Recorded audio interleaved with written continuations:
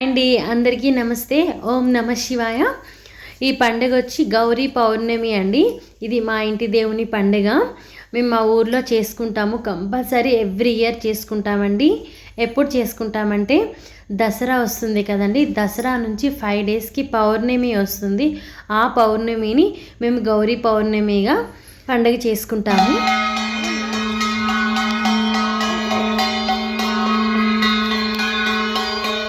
మేమైతే ఇప్పుడు నైట్ 6 o'clockకి పొలానికి వెళ్తామండి. ఇది మా ఊరు దగ్గరేని. పొలంలో వరి దుబ్బు తీసుకొస్తామండి. వరి దుబ్బుని మేము గౌరీదేవిగా 3 రోజులు మా ఇంట్లోనే పెట్టుకొని పూజ చేసుకుంటామండి. నుంచి అయితే ఇంట్లోకి తీసుకొచ్చేసామండి. దేవుని ముందు పెట్టుకుంటాం.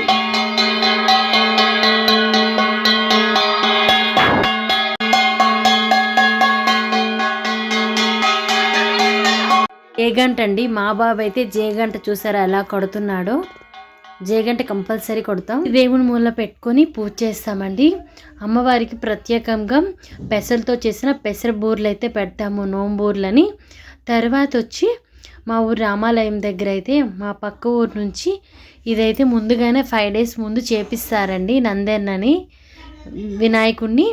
అలాగే ఒక నందన్న మీద శివుడు, పార్వతి, గంగమ్మ తల్లి ముగ్గురు కూర్చొని మట్టితో చేసినవేనండి విగ్రహాలు చేసి పెడతారండి.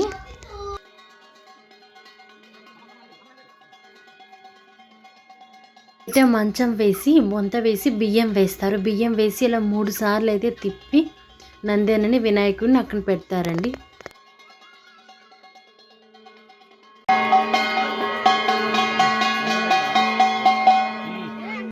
ఈ నందన చేసిన వాళ్ళైతే మాకు పూజ చేసి ఇస్తారు. ఇది మా ఊరు రామాలయం దగ్గరే ముందైతే పెడతారండి. ఇలా 3 సార్లు మంచం చుట్టూ తిప్పి పెడతారు.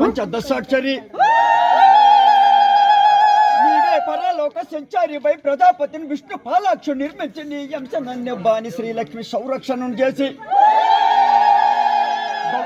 పాలింతువే పెంతువే ఈశ్వరి చతుల ధ్యాసికి దోషికి నీ నామ వర్షింపవారికి కొట్టి కొల్లాడవే పుష్టములు పంతులను పుల్కులను పలుకులను నప్పులను దప్పులను పెక్కుగా వింతువే తరిపిలను చాలా పుట్టింటివే భీతి పుట్టింటివే చెంపగడ్డాలు వారి వంకరానామము మాటింటివే రంగమాడిస్తివే శాఖలిప్పింటివే సంగీతములు బొమ్మరులు జగడమాడిస్తివే లెక్కింటివే పుట్టుగా వింటివే రక్కులెక్కింటివే ముక్కలెక్కింటివే సర్వేశ్వర ఈశ్వర సత్యాతటం బలువలా పూజ గావించి పిక్కు సాష్టాంగములు మృత్యులను మృక్షదరు పాదార్థములు సిక్కింతురోయమ్మ వేడుని కృపం చూసి ఎల్లంపు రంచెల్లి పాలంపు నందున్న పట్టావి కుండలన్ చిల్క బారులను కడు వేగన్ ఈ ఒంటి నుండి విడవలాడి కడుపు నిండను మ్రెక్కని బడలు కడ చెంచి నిద్ర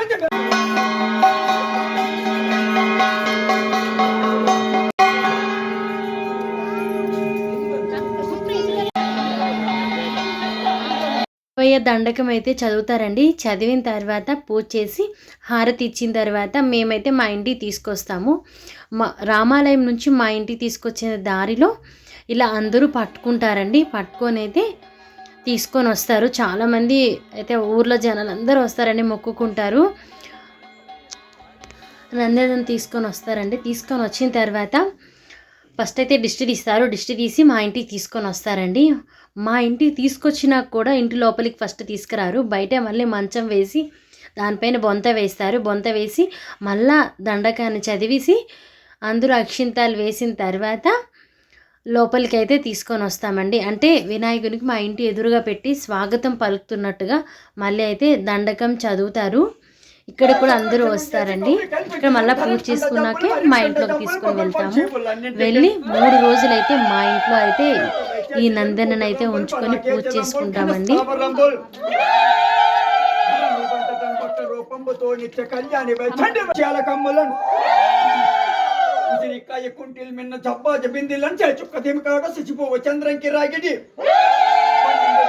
రేకులు సవరించి కొప్పును సొగసైన ముక్కును గుజరాత్ నత్తును దండకం చదివినాక ఉలవలు పోస్తారండి ఆడవాళ్ళందరూ. తర్వాత ఫస్ట్గా అయితే వినాయకుడిని తీసుకొని వచ్చి ఆయన అయితే ఫస్ట్ ఆ ప్లేస్లో పెడతామండి.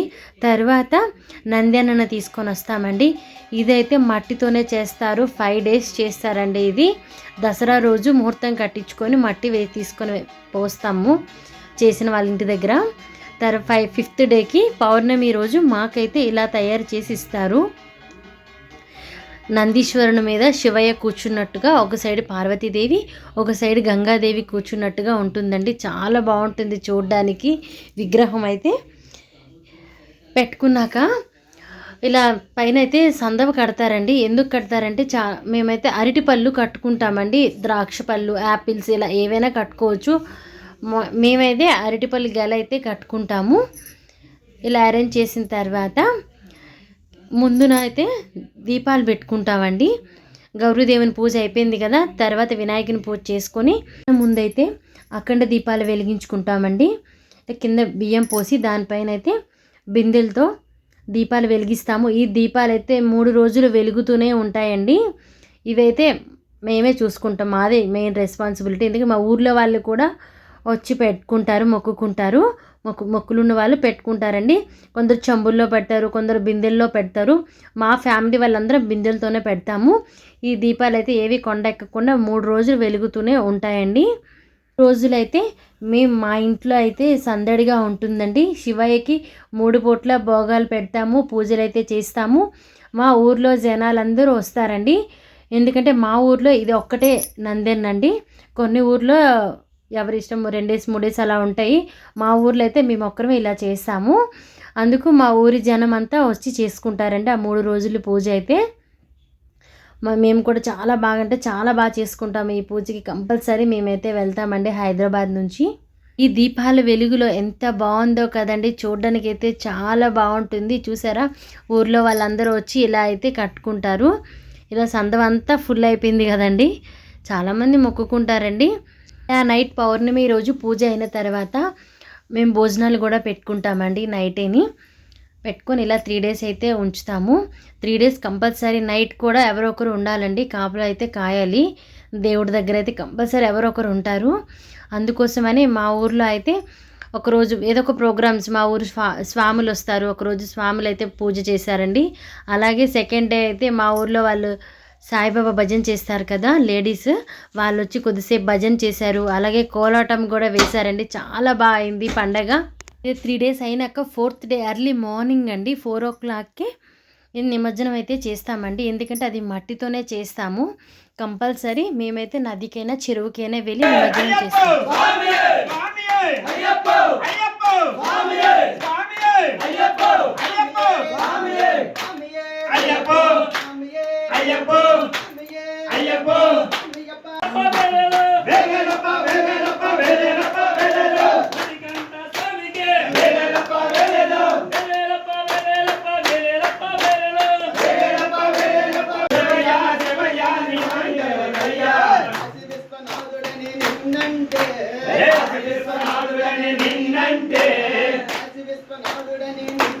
స్వాములే వచ్చి పూజ అయితే చేశారండి. కొద్దిసేపు భజన చేశారు. ఇలా 3rd day నైట్ అయితే ఇలా మొత్తం ఇలా రెడ్ కలర్ క్లాత్తో ఇలా చుట్టేస్తారండి సందవంతా. రోజు నైట్ అయితే మా ఊరు వాళ్ళు కోలాటం వేశారండి. చాలా బాగా వేస్తారండి కోలాటం అయితే వీళ్ళు.